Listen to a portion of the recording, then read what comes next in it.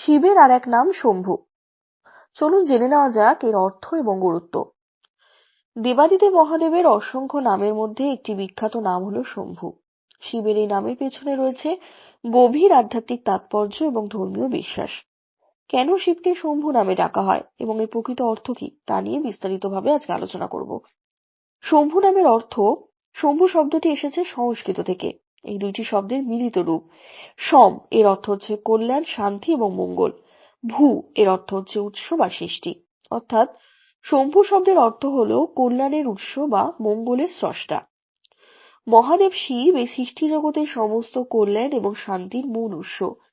তিনি সর্বদা জগতের মঙ্গলের জন্য কাজ করেন। শাস্ত্রে মহাদেবকে জগতের পিতা এবং কল্যাণের অধিকারী হিসাবে বর্ণনা করা হয়েছে। তার নাম শম্ভু এই বিষয়টি প্রতিফলিত করে যে তিনি সমস্ত জীবের জীবনের পাথেয় এবং তাদের জন্য শান্তি ও মঙ্গলের রক্ষাকর্তা। শিব সহজে তুষ্ট হন, তাই তাকে আশুতোষ বলা হয়। ভক্তরা মনে করেন শিবের আরাধনা করলে জীবনের সমস্ত দুঃখ কষ্ট দূর হয় এবং সুখ শান্তি আসে। শম্ভু নামটি উচ্চারণ করলে মন ও আত্মা পবিত্র হয়ে ওঠে। শিবরাত্রির দিনে শিব ও পার্বতীর আরাধনা করা হয়। ভক্তরা শিবলিঙ্গে জল, দুধ, মধু ও বেলপাতা নিবেদন করেন। শিবরাত্রি উপলক্ষে শিব ভক্তরা ওম নমঃ শিবায়, হর হর মহাদেব এবং জয় শিব শম্ভু মন্ত্র জপ করেন।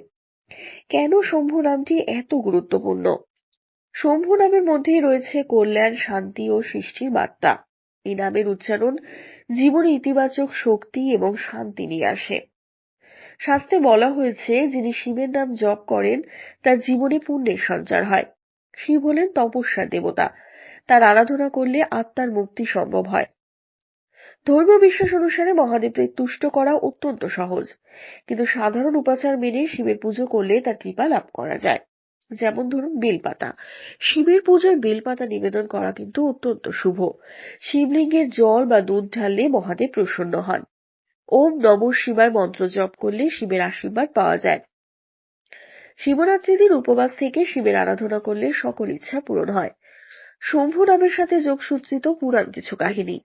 শিবের শম্ভু নাম নিয়ে অনেক পুরাণ কাহিনী রয়েছে। এর মধ্যে একটি উল্লেখযোগ্য কাহিনী হচ্ছে, শাস্ত্রমতে মহাদেবের সৃষ্টির আদিকর্তা এবং সংহারক। তিনি যেমন নতুন জীবন সৃষ্টি করেন, তেমনি সময় মতো পুরাতনকে ধ্বংস করে দেন। তার এই সৃষ্টিশীল এবং ধ্বংসাত্মক রূপই তাকে কল্যাণের উৎস হিসাবে পরিচিত করে তুলেছে। শিবের আরো কিছু নাম ও তাদের অর্থ। শিবের আরো অনেক নাম রয়েছে, যেগুলির প্রত্যেকটির আলাদা আলাদা তাৎপর্য রয়েছে। যেমন পিনাক পানি, যিনি পিনাক ধনুক ধারণ করেন।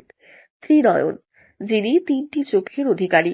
নীলকণ্ঠ, যিনি সমুদ্র মন্থনের সময় বিষ পান করে গলা নীল করে ফেলেন। আশুতোষ, যিনি সহজেই তুষ্ট হন। মহেশ্বর, যিনি সর্বোচ্চ ঈশ্বর। শিবের শম্ভু নামটি শুধু একটি নাম নয়, এটি তার সার্বিক সত্তার প্রতীক।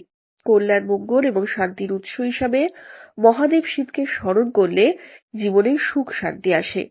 এই নামের উচ্চারণ আধ্যাত্মিক উন্নতি সাধন করতে সক্ষম। তাই শিব ভক্তরা তাকে শম্ভু নামে ডেকে পুজো করেন এবং তার কৃপা লাভ করেন।